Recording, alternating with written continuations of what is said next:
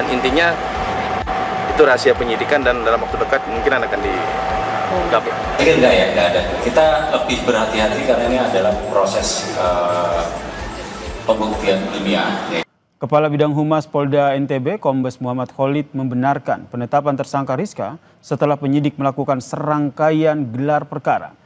Jenazah Brigadir Esko ditemukan di kebun tak jauh dari rumah Rizka di kawasan perbukitan di Kecamatan Lembar, Lombok Barat pada 24 Agustus lalu.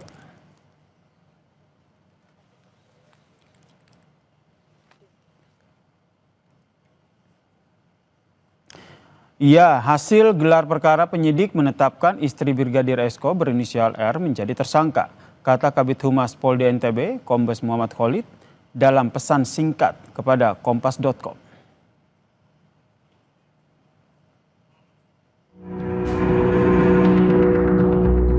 Kematian Brigadir Esko Faskareli, anggota Polsek Sekotong, Lombok Barat, NTB, menemui babak baru.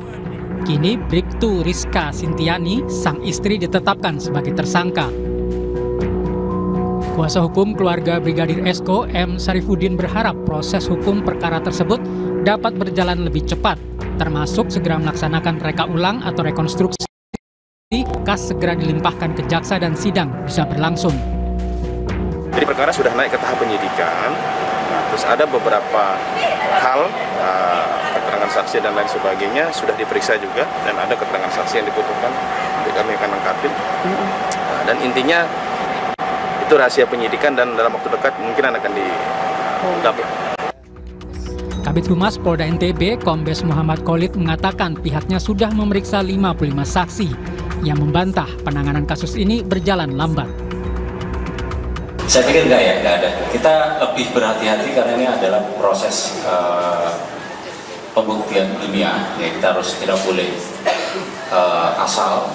Jadi kita harus memastikan alat buktinya juga jelas sehingga peristiwa menjadi terang benderang. Mungkin itu ya.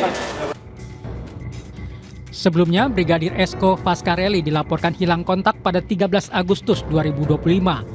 Keluarga lantas mencari ke beberapa tempat. Brigadir Esko akhirnya ditemukan dalam kondisi tak bernyawa di perkebunan warga yang berjarak 50 meter dari rumahnya di Dusun Nyiur Lembang, Lembar, Lombok Barat, Minggu 24 Agustus. Jenazah korban langsung dibawa ke Rumah Sakit Bayangkara. Hasil otopsi mengungkap ada tanda kekerasan akibat benda tumpul di leher korban.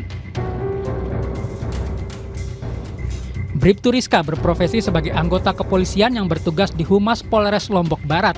Sementara sang suami adalah anggota Intel di Polsek Sekotong.